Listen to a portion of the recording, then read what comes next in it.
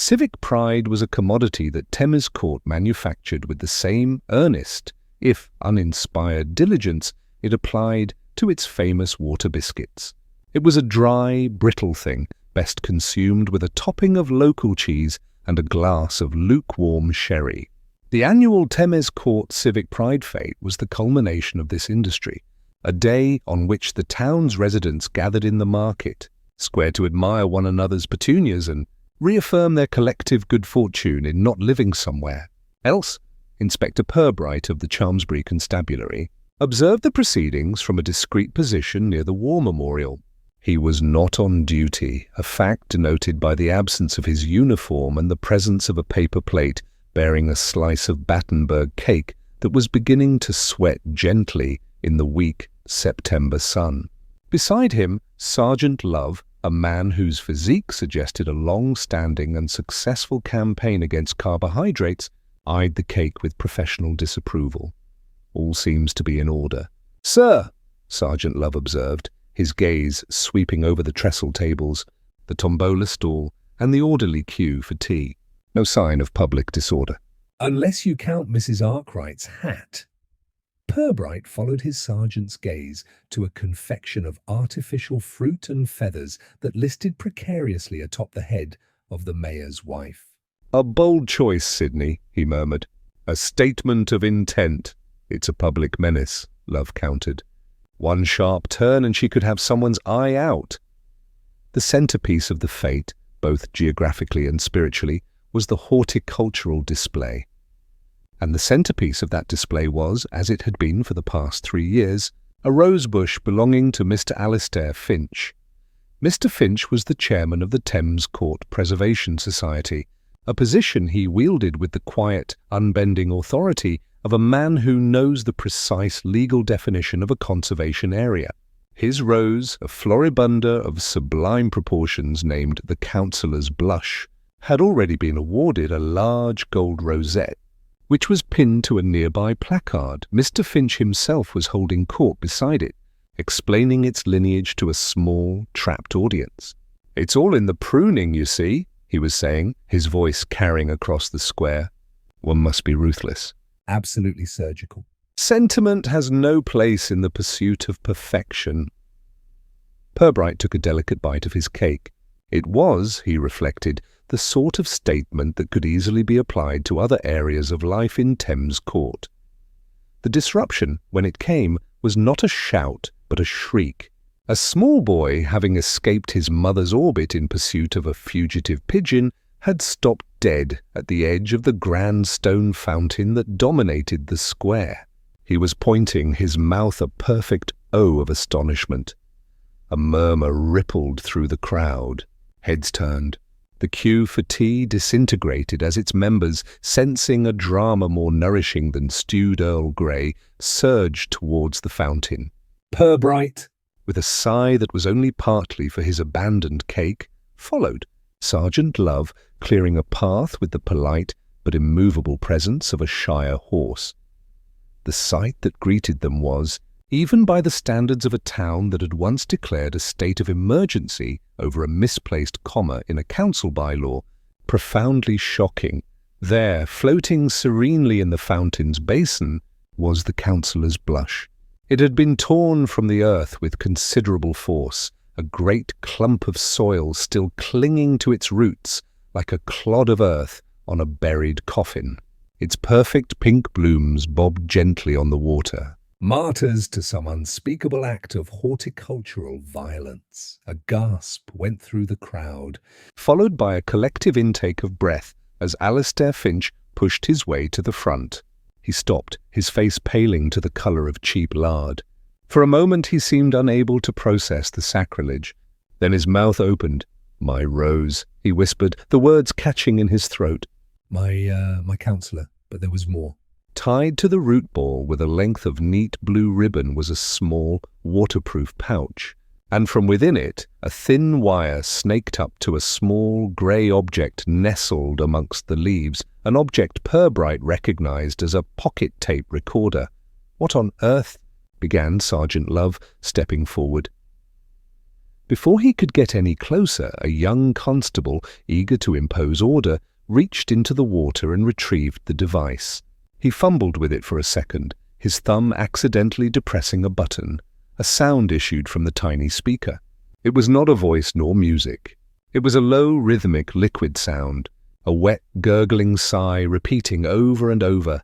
It sounded, Purbright thought, with a strange sense of detachment, unnervingly, like a man drowning, very quietly and with immense dedication.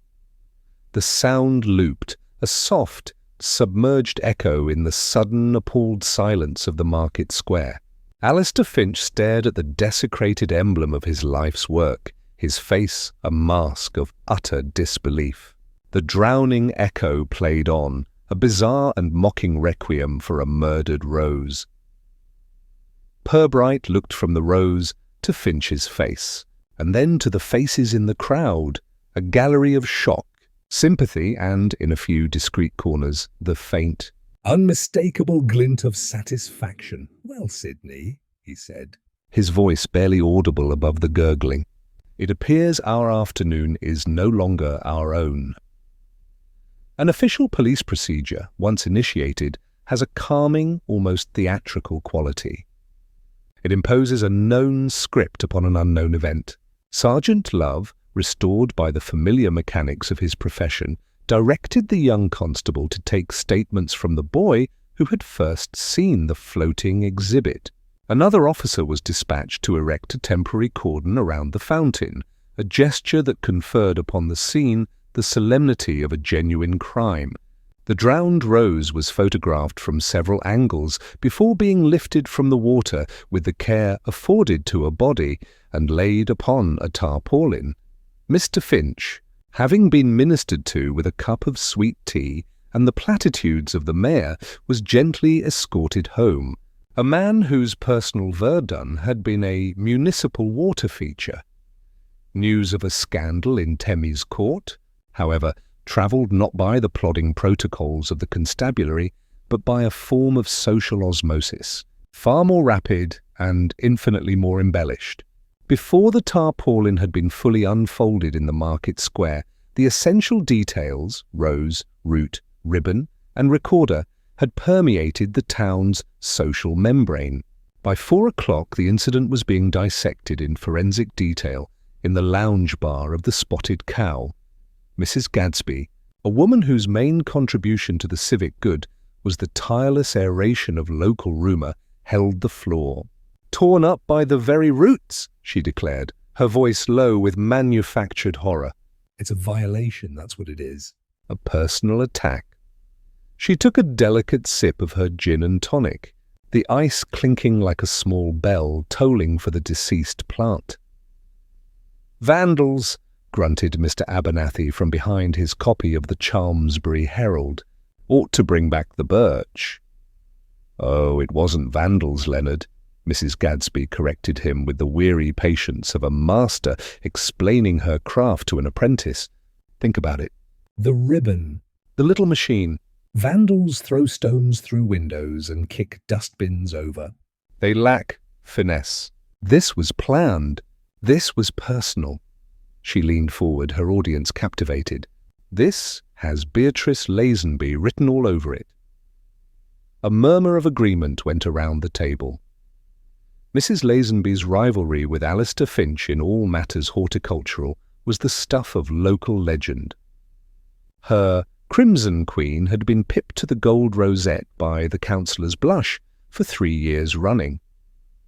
"She has the motive, certainly," conceded Miss Plumtree, a retired librarian. "And the temperament. I saw her face when the prize was announced."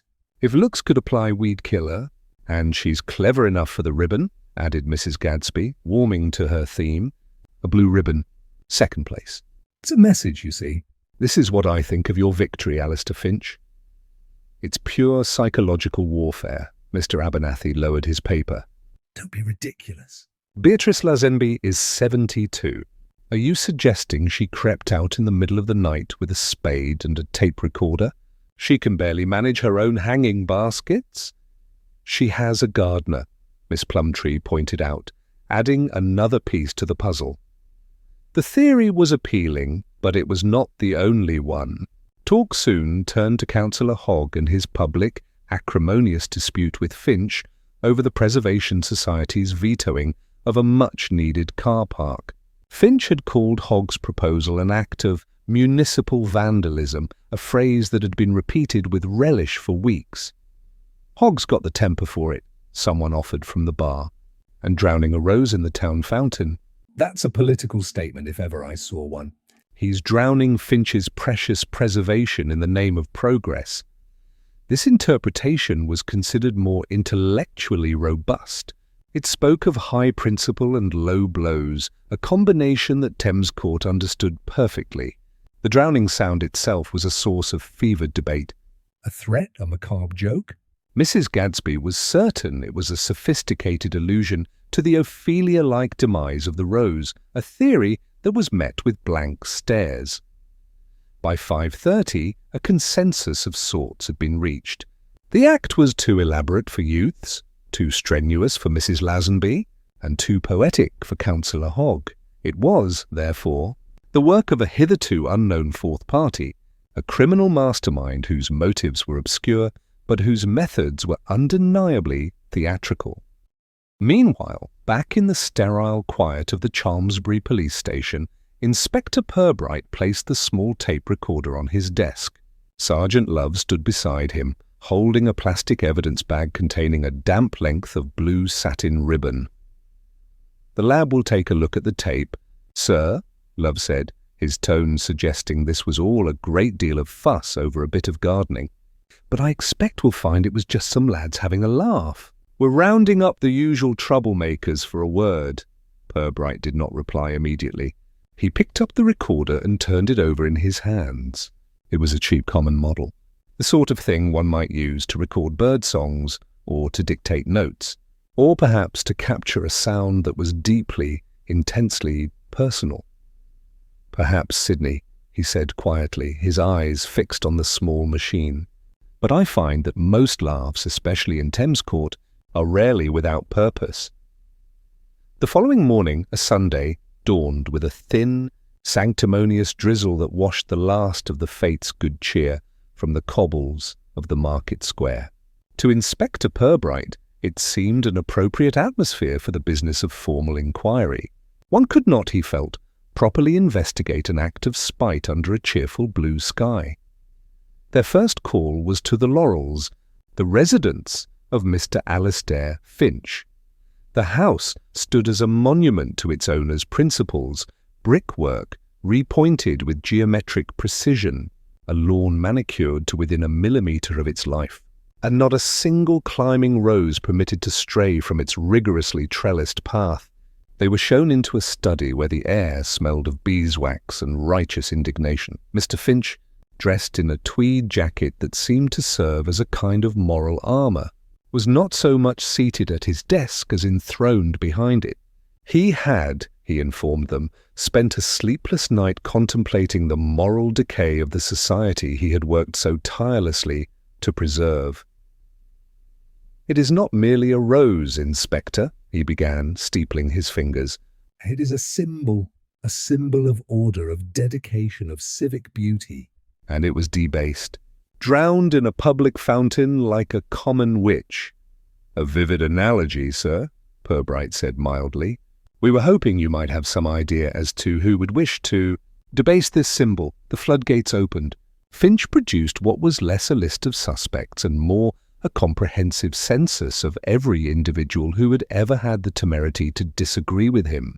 There was Councillor Hogg, a man Finch described as a development-crazed vandal in a pinstripe suit, who saw the town's heritage as an obstacle to multi-story parking. There was the Sowerby boy, the groundskeeper's loutish nephew, dismissed for what Finch termed horticultural hooliganism, and delivered with a sigh of profound weariness. There was Mrs. Lazenby. "Beatrice is a woman of powerful emotions," Finch said, choosing his words with the care of a man handling unstable chemicals. "Her ambition in the garden is exceeded only by her disappointment. For 3 years, Inspector, she has had to content herself with the blue rosette. For some, such a position would be a source of pride. For Beatrice, I fear it is a perpetual wound. You believe she would be capable of such an act? Sergeant Love asked, his pencil poised. Finch gave a small, sad smile. Let us just say that in the pursuit of a gold rosette, one should never underestimate the lengths to which a passionate woman will go. He leaned back, the custodian of civilization, besieged on all sides by vandals, louts, and passionate women. Their second visit took them to a house on the other side of town, where the garden was not so much managed as curated into a state of glorious, semi-wild rebellion. This was the home of Mrs. Beatrice Lazenby, the daughter of a former canon of the parish, a fact which she felt lent her opinions a certain unimpeachable gravity. She greeted them at the door, her face a carefully arranged mask of tragedy. "Inspector, do come in." This dreadful, dreadful business. "Poor Alistair." My heart simply bleeds for him. She led them into a sitting room so full of floral arrangements that it resembled a florist's chapel of rest. Purbright had the distinct impression of being watched by 1,000 petunias. "Mr. Finch feels the attack was deeply personal," Purbright began, accepting a cup of tea in a violently patterned china cup. "Of course it was," Mrs. Lazenby declared. "Alistair is not an easy man, Inspector. He is a perfectionist. He has standards. And people who lack standards, well, they resent them, don't they? They see a thing of beauty, like the counsellor's blush, and their first instinct is to pull it down." She shook her head, a gesture of profound sorrow. "I always felt it was a rather spindly specimen myself, prone to black spot. But to do that to it—" "He mentioned your friendly rivalry," Purbright prompted gently. Mrs. Lazenby's laugh was like the tinkle of falling glass. "Oh, Alistair and I have our little competitions, of course. It's all part of the fun of the fate." "But I would hardly stoop to such barbarism." "My goodness, no." "One must maintain a sense of proportion." She paused, her eyes narrowing thoughtfully. "Though if you are looking for someone with no sense of proportion, you might have a word with Councillor Hogg. The things Alistair said about his car park proposal—" "Very wounding. Men like that don't forget a public humiliation. She had," Purbright noted, deftly deflected the inquiry, offered an alternative suspect, and subtly denigrated the victim's prize rose, all under the guise of sympathetic concern. It was a masterclass in Thames Court social etiquette. As they walked back to the car, Sergeant Love clicked his tongue. "So it's either the hot-headed counsellor, or the jealous woman, or the lout. Take your pick." "They have both provided us with a motive and an opportunity for the other," Purbright observed, looking back at the house where the flowers seemed to press against the windows, listening. "And they are both absolutely certain of their own innocence." He opened the car door. "It's very helpful." Monday morning brought with it a renewed sense of purpose to the Chalmsbury Constabulary, a purpose personified by Superintendent Kroll. Mr. Kroll was a man who believed that the world was an untidy place and that his professional duty was to tidy it, filing away its difficult and irregular pieces into neat manila-shaped conclusions. He viewed mysteries with the same irritation a headmaster might view a smudge on a prize pupil's copybook. They were unsightly, unnecessary, and to be erased with firm and immediate action. He surveyed Purbright and Sergeant Love from across the expanse of his polished desk, the preliminary report on the Thames Court horticultural incident lying before him like a personal affront. "Right," he said, his voice a tool for scraping away ambiguity. "A rosebush, a tape recorder. A lot of hysterical gossip." Let's cut through the nonsense, shall we?" He tapped a paragraph in the report with a thick forefinger. "Finch the victim mentions a youth, "A Herbert Sowerby, sacked from his post as a park keeper's assistant on Finch's own recommendation. Correct?" "That's right, sir," Sergeant Love confirmed. "About a month ago. Trampled a bed of prize-winning begonias, apparently." "Motive," Kroll stated, as if closing a sale. He has a history of petty mischief, does he not? Loitering." "Kicking footballs against the library wall." The usual litany of youthful aimlessness. A few minor reprimands, sir. Nothing serious? Purbright offered quietly. Kroll waved a dismissive hand. It's how it starts. A begonia bed today, the very foundations of civic order tomorrow. He leaned forward, assembling the facts into a shape he found agreeable. So young Sowerby, nursing a grievance, decides on a spot of revenge. He waits until the fate sneaks in, rips up the offending plant belonging to the man who got him the sack, and chucks it in the fountain. It's simple. It's logical. It's what boys like that do. And the tape recorder, sir? Sergeant Love asked. And the blue ribbon? Window dressing, the superintendent declared with finality. A pathetic attempt to be clever. He probably found the ribbon on the ground. The recorder was likely stolen. The sound it was making is irrelevant. The point is the act itself. Its malicious damage with a garnish of childish impudence. He fixed his gaze on Sergeant Love. Find the boy, Love. Have a word. A firm word. I suspect you'll find he confesses before you've finished your first cup of tea. Sergeant Love nodded. It made perfect sense. It was a clear, straight line through the messy tangle of local politics and horticultural jealousy. It was a case you could write up, close, and forget about. He glanced at Purbright, who was studying a small crack in the ceiling with an air of mild academic interest. The inspector had offered no opinion whatsoever. Herbert Sowerby was located as predicted, loitering. He was a youth whose primary physical characteristic was a kind of boneless slouch, as if gravity had a particular grudge against him. He was brought to the station, where he sat in an interview room and answered Sergeant Love's questions with a series of monosyllabic grunts and shrugs. Yes, he'd been sacked. No, he wasn't happy about it. Yes, he thought Mr. Finch was a pompous old windbag. Where was he on Saturday afternoon? Out where? Just around. With who? Mates, which mates? He couldn't remember. He denied everything, but with a sullen lack of energy that looked very much like guilt. He was precisely the sort of culprit Superintendent Kroll appreciated. Unlikable, uncooperative, and with no plausible story to clutter up the report. By the end of the day, the official theory had solidified into near fact. The case was, for all intents and purposes, closed. The weapon was a spade, the motive was revenge, and the perpetrator was Herbert Sowerby. Superintendent Kroll was satisfied. Sergeant Love was satisfied. Only Inspector Purbright seemed to be withholding his approval. He sat in his office long after the others had gone home, the small, cheap tape recorder on the desk in front of him. He was not thinking about the sullen youth or the pompous victim. He was thinking about the ribbon. It was, he felt, a very deliberate shade of blue. It was the colour of second place, the colour of a near miss.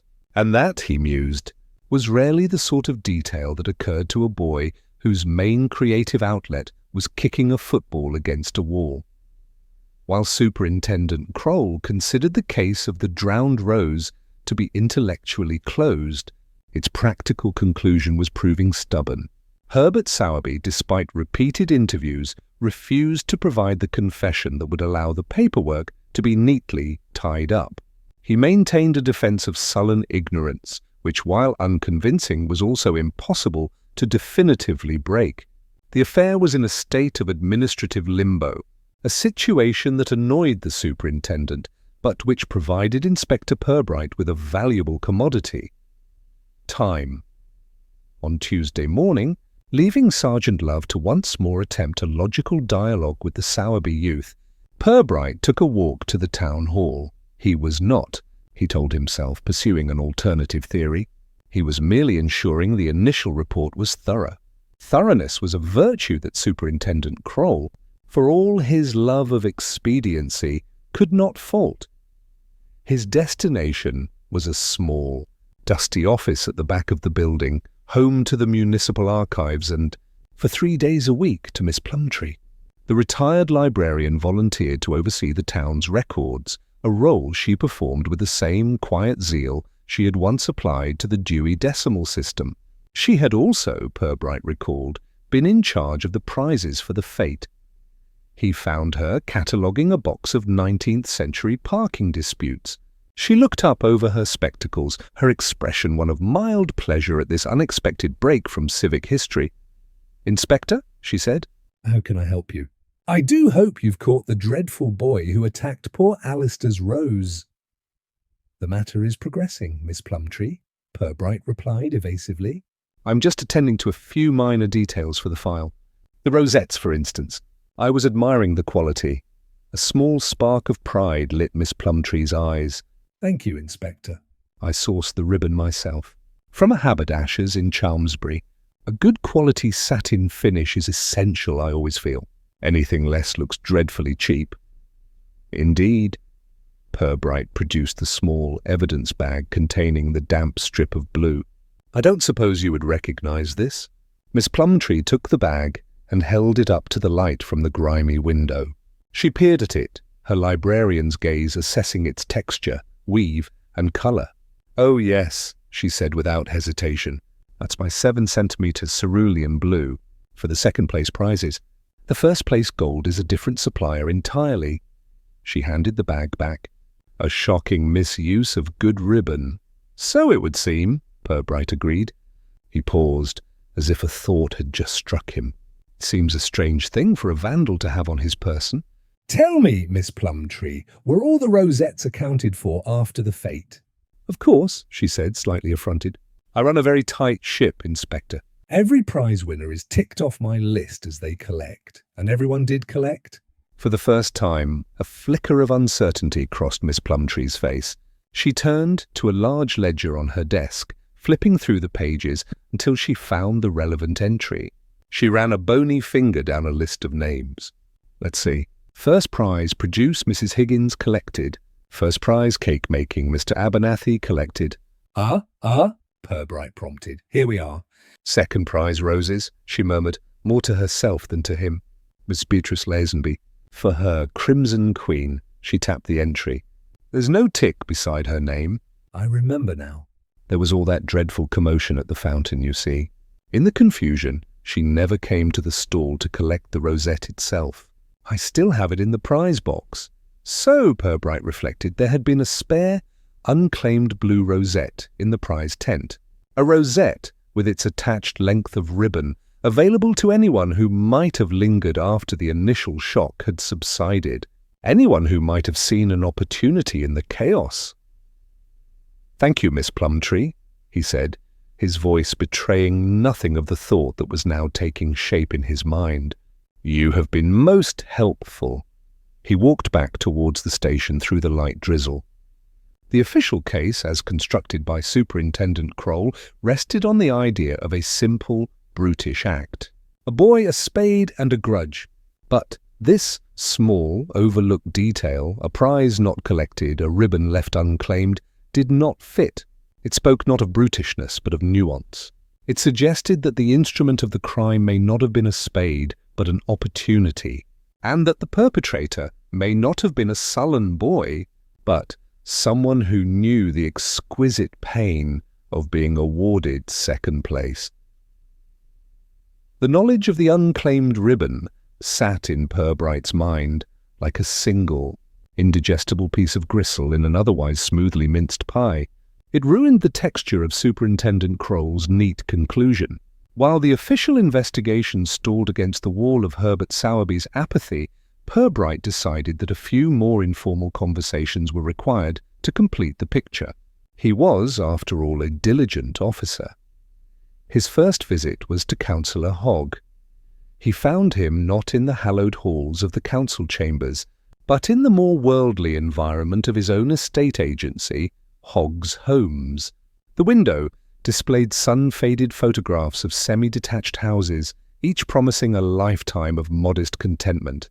Councillor Hogg himself, a man whose florid complexion suggested a diet rich in pork pies and frustration, was on the telephone attempting to describe the virtues of a bungalow with suspected subsidence.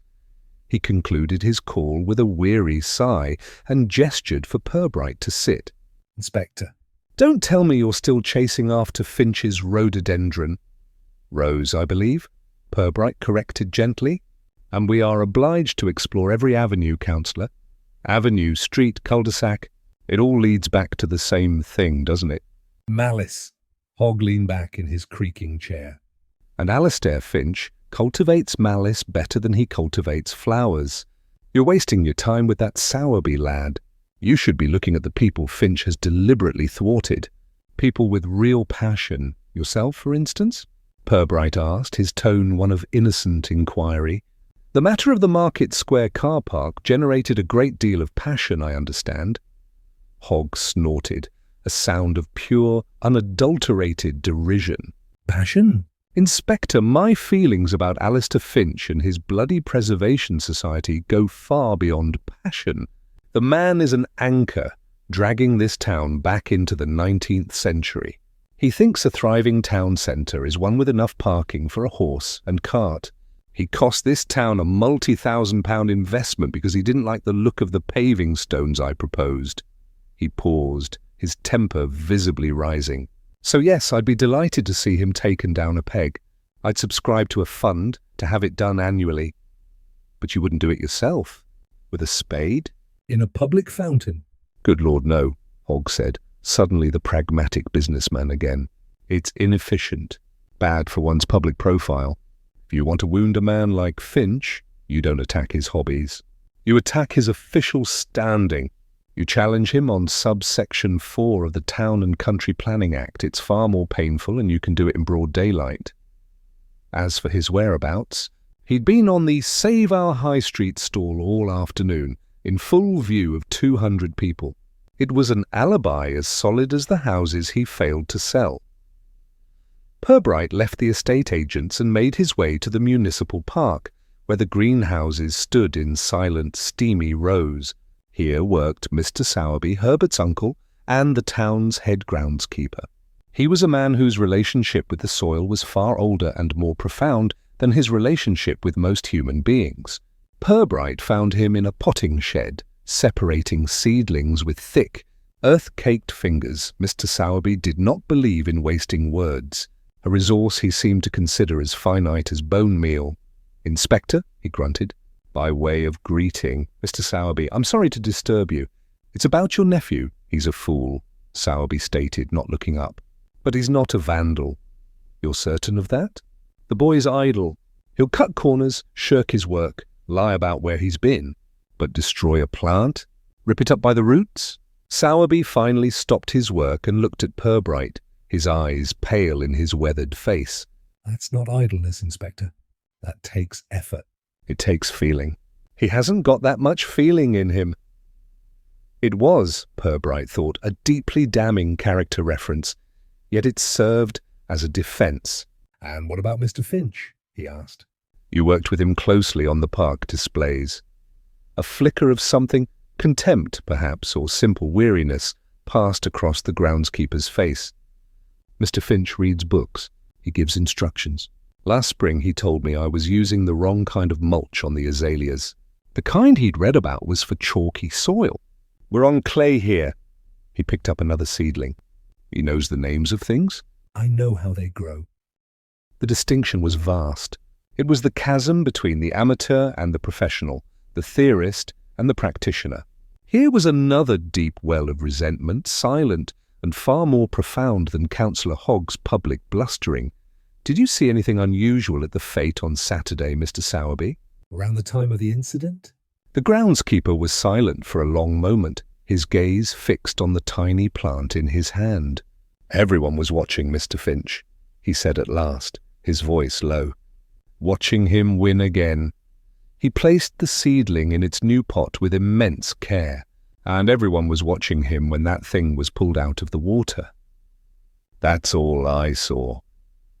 Walking away from the quiet solitude of the potting shed, Purbright felt the case expanding around him. It was no longer about a single act of vandalism. It was about the intricate network of petty slights, professional jealousies, and public humiliations that lay beneath the placid surface of Thames Court. Hogg's political fury, Finch's pedantic tyranny, Mrs. Lazenby's burning ambition, and Sowerby's silent, earthy contempt. They were all thorns on the same bush, Superintendent Kroll's tidy solution seemed a world away, a simplistic label stuck on a much wider and more venomous bed of nettles. By Wednesday, an uneasy truce had settled over the investigation. Superintendent Kroll had ceased demanding a confession from Herbert Sowerby, shifting instead to a policy of pointedly asking for progress reports at hourly intervals. Herbert Sowerby, for his part, had retreated into a state of such profound inertia that he had become less a suspect and more a piece of station furniture. The case was not so much unsolved as it was becalmed in a sea of official frustration and teenage apathy. It was a state of affairs that could not last. Thames Court's appetite for drama, having been whetted, now required a second course. It arrived, as such things often do, not with a bang, but with a piece of paper. Mr. Tidwell, the caretaker at the town hall, was the one to find it. His duties included polishing the brass on the front doors and ensuring the public notice board was free of unauthorized advertisements for lost cats and jumble sales. On this particular morning, pinned squarely over a notice regarding changes to bin collection schedules, was a single sheet of white paper. It bore a message constructed from letters of varying sizes and fonts, clearly snipped from a number of different sources. With the weary sigh of a man for whom public life held no more surprises, Mr. Tidwell carried it to the police station. The note was laid on Purbright's desk. The message was simple and composed entirely of capital letters that still bore the glossy sheen of a high-quality mail-order catalogue. "Some blooms need pruning, seed catalogue," Sergeant Love said, prodding a capital P that clearly depicted part of a parsnip. Thompson and Morgan, by the looks of it. My wife gets their autumn edition. The note changed things. A single act of vandalism could be dismissed as an impulse. A second deliberate message constituted a campaign.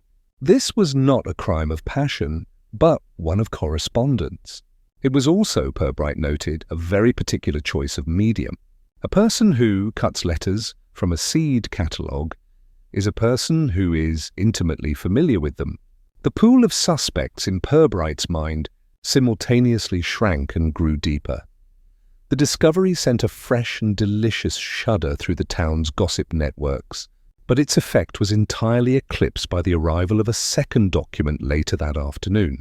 It was a buff folder from the Regional Constabulary's Technical Laboratory, and it contained the analysis of the tape recording found in the fountain. Sergeant Love read the summary page, his brow furrowed in concentration. "Right, sir. Here we are. Audio analysis of Exhibit KH2. The recording is a 4-second loop. Sound quality poor. Significant ambient distortion consistent with..." What with being underwater? Frequency analysis suggests the primary sound source is rhythmic liquid displacement in a resonant cavity. He looked up, bewildered. A resonant cavity? What, like a cave? Or a throat, perhaps, Purbright suggested, taking the report. He scanned the technical data and turned to the final concluding paragraph. He read it once and then a second time, a flicker of something that might have been quiet amusement in his eyes. "What does it say, sir?" "They have filtered out the distortion and enhanced the primary sound," Purbright said. "They have also compared the audio waveform to a number of reference samples from their archives." He put the report down on the desk. "It is not," they conclude with 95% certainty, "the sound of a man drowning." "Well, thank God for that," Love said, relieved. "So what is it?" Purbright looked at his sergeant. "It is the sound of a human subject gargling." Sergeant Love stared at him. "Gargling?" "Gargling," Purbright repeated. "With what their analysis suggests is a warm, saline solution." The word hung in the air between them, profoundly and deeply absurd. The entire case had been built on a foundation of menace. A drowned rose, a drowning sound. A community shocked by the macabre nature of the crime. And now the central pillar of that menace had been revealed to be an act of minor personal hygiene. "Gargling," Love said again, testing the word as if it belonged to a foreign language. "You're telling me that someone went to the trouble of uprooting a prize rose bush wiring it up with a tape recorder and throwing it in a fountain just to play a recording of someone Gargling? He shook his head, a man adrift from his logical moorings. It's insane. It's the work of a lunatic. I'm not so sure, Sidney, Purbright said thoughtfully. He picked up the note made from seed catalogue letters and placed it beside the lab report. A lunatic's acts are random. They lack a coherent theme. But this, he tapped the two pieces of evidence, this is beginning to feel very coherent indeed. The crime was no longer a tragedy, he reflected. It was a comedy. And the target of a comedy is not a victim. The target is a punchline. The investigation had shifted. He was no longer looking for a person with a motive for destruction. He was looking for a person with a motive for ridicule. In the quiet of his office that evening, with the station settling into the gentle nocturnal rhythms of paperwork and brewing tea, Inspector Purbright arranged the facts of the case on his desk as a botanist might arrange pressed flowers. There was the stark photograph of the uprooted rose, a portrait of violated dignity. There was the lab report, with its clinical and faintly ridiculous conclusion. There was the blue ribbon lying limply in its plastic bag, a scrap of captured disappointment. And there was the photograph of the note, its words a cheerful ransom of horticultural advice. Separately, they were the components of a rather squalid and baffling local disturbance. Together, Purbright was beginning to feel they formed a kind of prose. It was a story told in symbols about pride. He leaned back in his chair and considered the unique social climate of Thames Court. In larger, more anonymous places, a man's reputation was a fluid thing, easily mended or reinvented. But here, a reputation was a fixed and fragile structure, built over decades of careful public performance. It was a prize vegetable, nurtured in a fiercely competitive allotment, its size and sheen judged by all. Alistair Finch's reputation was that of an unimpeachable authority, a man of taste and principle, a guardian of standards. His prize rose was not merely a plant. It was the physical proof of his superiority, the gold standard against which all other local efforts were measured. To attack the rose, then, was the most direct way to attack the man. Purbright understood that perfectly, and to use language snipped from a seed catalogue, the very scripture of Finch's world, was a flourish of exquisite personal irony. The author of the note was not an outsider. They were a fellow congregant in the Church of Municipal Gardening. Then there was the ribbon. Superintendent Kroll had dismissed it as a random scrap, but Purbright could not. Nothing in this affair felt random.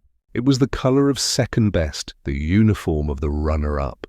It pointed, with the unwavering certainty of a compass needle, towards a motive of pure distilled jealousy. It spoke of years spent in the shadow of another's triumph, of watching Alistair Finch accept the gold rosette while being handed the blue.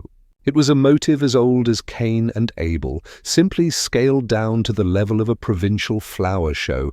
But the gargling, that was the masterstroke. It was the one detail that elevated the crime from a simple act of revenge to a piece of calculated character assassination. Purbright closed his eyes and tried to imagine the scene. A person gargles for a reason. A sore throat, a tickle. A fear of losing one's voice before an important speech. For a man like Alistair Finch, a man who thrived on holding forth, whose opinions were his primary currency, the threat of being rendered voiceless would be a moment of intense private panic. It was a moment of weakness, of utter vulnerability, hidden away behind a closed door. And someone had seen it, or heard it. The perpetrator had not merely attacked Finch's strength. They had taken his secret weakness and broadcast it in the middle of the market square. The gurgling sound, once thought to be a threat of death, was in fact a revelation of frailty. It was a message directed at Finch himself, designed to tell him, "I know you." I know the pathetic, frightened man behind the mask of the prize-winning boar. Purbright sat up and looked at the evidence again. A picture was forming, the psychological portrait of a suspect. This was not the work of a disgruntled youth or a pragmatic counsellor. This was the work of an artist in malice, a person who understood that true humiliation is not inflicted with a spade, but with a secret. The crime was a meticulously constructed piece of theatre, and every prop had been chosen for its symbolic meaning. He was no longer looking for a vandal who happened to be a gardener. He was looking for a gardener whose motive had been cultivated over a long period of resentment, who had stumbled upon a priceless piece of embarrassing knowledge, and who had waited for the perfect moment, the scene of their rival's greatest triumph, to stage their cruel little play. The field of nettles had shrunk to a single, venomous specimen. He now knew the shape of the person he was looking for. The only remaining question was how to make them show their hand. An indirect approach, Purbright had long believed, was invariably the most direct route to the truth. A head-on question invites a prepared defense, whereas a casual remark, strategically placed, can slip past the guard and strike at the nervous system. With a clear psychological portrait of his suspect, he now required a suitable frame in which to hang it. The frame he chose was a drab meeting room in the Chalmsbury police station, furnished with a scratched mahogany table and chairs that sighed under the weight of civic responsibility. The pretext for the gathering, conveyed by a mystified sergeant, Love, was an informal review of public event security. It was a title so profoundly boring that it was guaranteed to lull its participants into a state of unguarded complacency. At 3 o'clock on Thursday afternoon, they assembled, Alistair Finch attending as the primary victim and chairman of the Preservation Society sat bolt upright, the very picture of wounded dignity. Councillor Hogg, representing the town council, slumped in his chair with the air of a man whose valuable time was being squandered on trifles. And Mrs. Beatrice Lazenby, invited as a long-standing and respected fate contributor, had arranged, herself opposite Finch, her expression one of deep and earnest concern. The air was thick with unspoken resentments. Purbright began the meeting with a masterful display of procedural tedium. He spoke of crowd flow dynamics, the optimal placement of barriers, and the wattage of public address systems. He invited opinions. Finch offered a lengthy monologue on the need for more prominent signage. Hogg grumbled about the cost of hiring extra constables. Mrs. Lazenby suggested more floral displays would have a calming effect on the public mood. For 20 minutes, the conversation went nowhere, very slowly. Sergeant Love, dutifully taking notes, wrote down the phrase, "more petunias," and wondered if the entire investigation had taken leave of its senses. Then, with the gentle, almost imperceptible shift of a river changing course, Purbright altered the flow of the conversation. Of course, the smooth running of these events places a great deal of strain on the organisers, he said, his gaze drifting towards the ceiling. Especially on the principal speakers, the expectation to be on top form, it must be a considerable burden. Finch straightened his tie. "One does one's duty, Inspector." "Indeed," Purbright said, "but the body can play tricks, the voice in particular. A sudden hoarseness, an unexpected frailty, it can be a public speaker's nightmare." He paused, allowing the silence to pool in the middle of the table. Councillor Hogg examined his fingernails, utterly bored. Finch's posture, however, had become rigid, his knuckles white where he gripped the edge of the table. "Purbright," continued, his voice as casual as if he were discussing the weather, "I was reading a fascinating little piece in a medical journal just the other day. It was discussing old-fashioned remedies. Apparently, one of the most effective treatments for nervous laryngitis, the sort of thing that afflicts barristers or clergymen before a big performance, is a simple saltwater gargle. An old theatrical trick, it seems, excellent for steadying the vocal cords and preventing the voice from cracking under pressure." He stopped. He did not look at anyone in particular. He simply waited. For a full 3 seconds, nothing happened. Councillor Hogg shifted impatiently in his seat. The clock on the wall ticked with oppressive loudness. Then Purbright, watching from the corner of his eye, saw exactly what he had hoped to see. Alistair Finch flinched. It was a small, almost imperceptible movement, a tightening of the jaw, the reflexive recoil of a man hearing his most private fear spoken aloud by a stranger. His face, already pale, seemed to lose another shade of colour.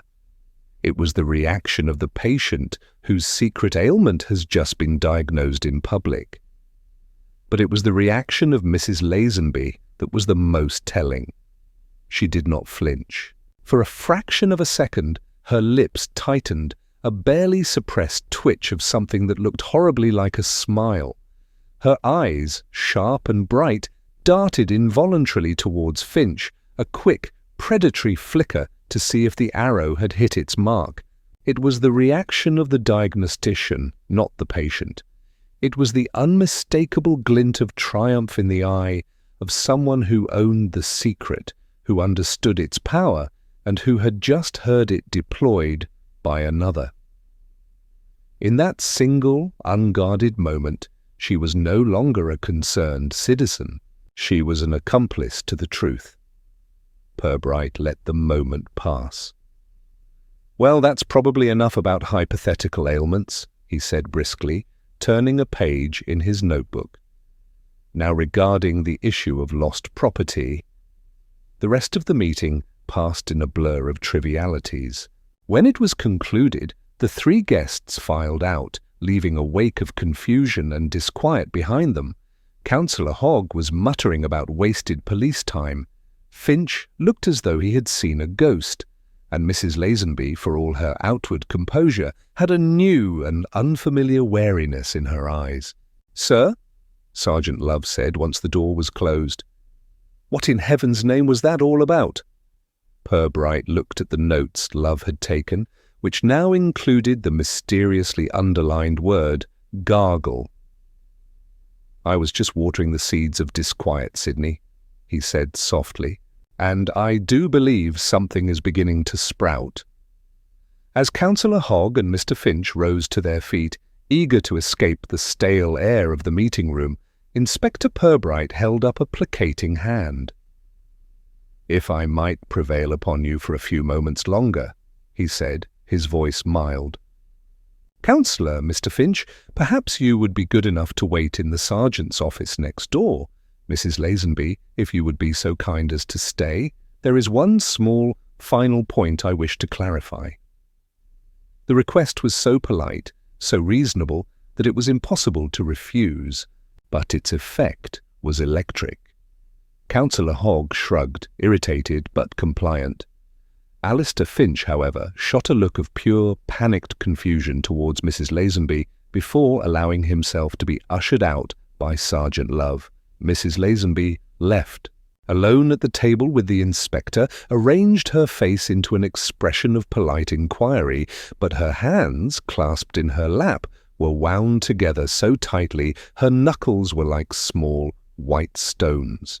Purbright closed the door and returned to the table, sitting not in a position of authority, but as if he were a fellow committee member. "Thank you for your patience, Mrs. Lazenby," he began. "This whole affair has been most perplexing. A series of seemingly random details that, at first glance, appear to have no connection." He paused, looking at her thoughtfully. "Take the ribbon, for instance. The little blue ribbon used to tie the recorder to the rose bush. An odd choice, but then I learned from Miss Plumtree that due to the commotion at the fete, you never collected your second prize rosette. The only prize, in fact, that went unclaimed, leaving a spare blue ribbon, identical to the one we found, unaccounted for in the prize tent. A curious coincidence?" Mrs. Lazenby's smile was a little stiff. "I was hardly in the mood for collecting prizes, Inspector, after what had happened to poor Alistair's plant." "Of course. One can quite understand." Purbright nodded. "Then there was the note." some blooms need pruning. Again, a very specific turn of phrase. Almost an echo of Mr. Finch's own rather robust philosophy on gardening. The sort of ironic comment a long-standing rival might appreciate. He did not wait for a response, but continued smoothly. The psychology of the crime, you see, is what has been so fascinating. It is not an act of simple rage, it is a carefully composed satire. It speaks of a long-nursed grievance, the particular bitterness that comes only from being perpetually second best, the constant, wearying frustration of seeing the gold rosette pinned year after year to another's lapel. "This is speculation, Inspector," Mrs. Lazenby said, her voice sharp. "And rather insulting speculation at that." "Is it?" Purbright's voice remained gentle. "I think it is a matter of human nature, but all of this, the ribbon, the note, the motive, is merely circumstantial. The truly unique element, the detail that unlocks the entire affair, is the recording." He leaned forward slightly. "The sound of a man gargling with salt water." He let the phrase settle between them. "It is such a private, intimate sound, a sound of weakness, of a fear of failure. It is a secret, and a crime built around a secret can only have been committed by the person who knows it." So the question I had to ask myself was, how could you possibly have known? He held up a hand as she started to protest. "Allow me to propose a scenario, Mrs. Lazenby. Let us cast our minds back, not to this year's fate, but to the one before. The year your Crimson Queen was, I am told, in magnificent form, yet still only took second place. Mr. Finch was due to give his victor's speech in the main hall. Perhaps you, feeling a little distressed, had retired to the quiet corridor behind the stage, and there, from the small room where the speakers prepare themselves, you heard a noise, a strange, panicked gurgling sound. Purbright's voice was quiet, almost hypnotic. Mrs. Lazenby stared at him, her polite mask beginning to crack. Perhaps, he went on, you peered through the keyhole, and you saw a sight that must have filled your heart with a certain malicious joy. You saw Alistair Finch, the great orator, the pillar of Thames Court society, in a state of utter panic, his face pale, gargling frantically from a glass, terrified that his voice was about to fail him on his day of triumph. He fell silent. It was no longer a question. It was a statement of fact. Mrs. Lazenby's composure shattered. It was not a collapse into tears, but an explosion of pure vitriolic rage. "He was pathetic," she hissed, her voice trembling with a year's worth of stored venom. "Standing there, gurgling and spitting like a frightened child." And 10 minutes later he was out on that stage, pontificating, accepting the applause, going on and on about his surgical pruning and his perfect blooms, looking down his nose at my queen, which was a far superior rose to his spindly, insipid creature. She was breathing heavily, her face flushed. The confession poured out of her. How she had bought a little tape recorder for her gardening notes and had it with her that day. How she had held it to the keyhole. How she had kept that recording for a whole year, a secret weapon. How, when she saw his rose awarded first prize yet again, she had snapped.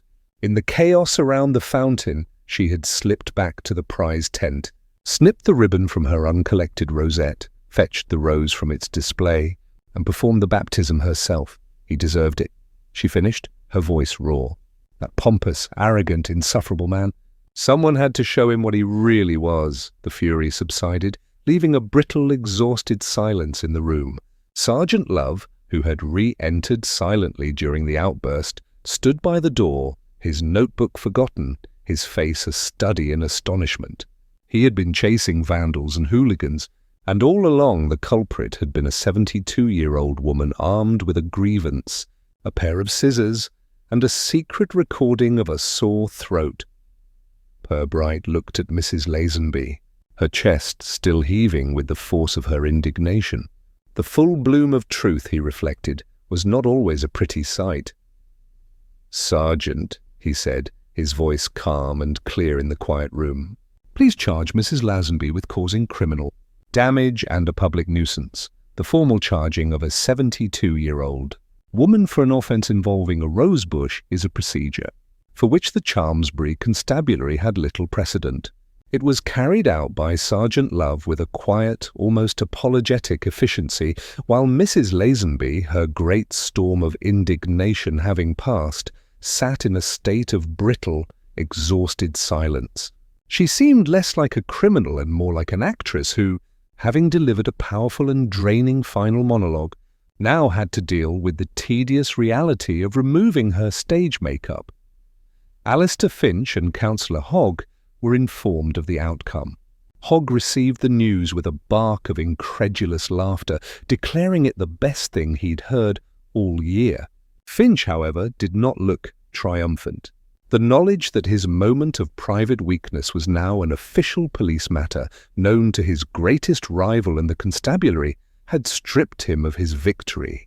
He looked smaller in his tweed jacket, a man whose prize had been won at the cost of his mystique.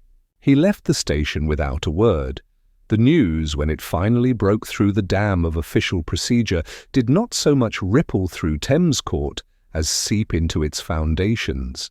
The initial theory of a dangerous vandal was replaced by the far more satisfying reality of a personal feud. It was no longer a crime story. It was a social comedy, and the town relished it. For a week, the talk in the Spotted Cow was of nothing else. Sympathies were, on the whole, evenly divided. Mrs. Lazenby was condemned for her methods, but widely understood for her motives. Mr. Finch, conversely, was acknowledged as the victim, but privately thought to have had it coming. Mrs. Lazenby was subsequently bound over to keep the peace, and fined an amount that was, as she later declared, less than the cost of a decent greenhouse fumigation. Her real punishment was the quiet, knowing looks that followed her for the next month. The great horticultural rivalry was over. She could never again compete without the memory of the drowned rose hanging in the air. As for Alistair Finch, his pronouncements at the Preservation Society meetings became less frequent and were delivered in a softer, more hesitant tone. He had been reminded, in the most public manner imaginable, of his own fallibility. The surgical ruthlessness he had once advocated seemed to have been turned upon himself. Herbert Sowerby was released from suspicion with a grunt from Sergeant Love and a warning about the perils of loitering. He returned to his natural state of indolence, his brief and unwelcome celebrity fading as quickly as it had arrived. A few days later, Inspector Purbright sat at his desk, the completed file for the Thames Court horticultural incident before him. It was, he reflected, a perfect case, not for its complexity, but for its simplicity. It had nothing to do with clues in the traditional sense, and everything to do with the predictable patterns of human behavior. It was a crime born entirely of vanity, jealousy, and the unique pressures of a small community where the size of one's roses was a direct measure of the soul. Sergeant Love came in with 2 cups of tea. "All done with that one then, sir?" he asked, placing a cup on the inspector's desk. "All done, Sidney." "I still can't quite believe it," the sergeant said, shaking his head. "All that fuss. For a flower." "Not for a flower, Sidney," Purbright corrected him gently, closing the file. "For what the flower represented." He pushed the file to one side and pulled a new one towards him from the pending tray. It was a thin, unpromising-looking folder. "Now," he said, opening it, "let us turn our attention to the matter of Mrs. Higgins's stolen milk bottles."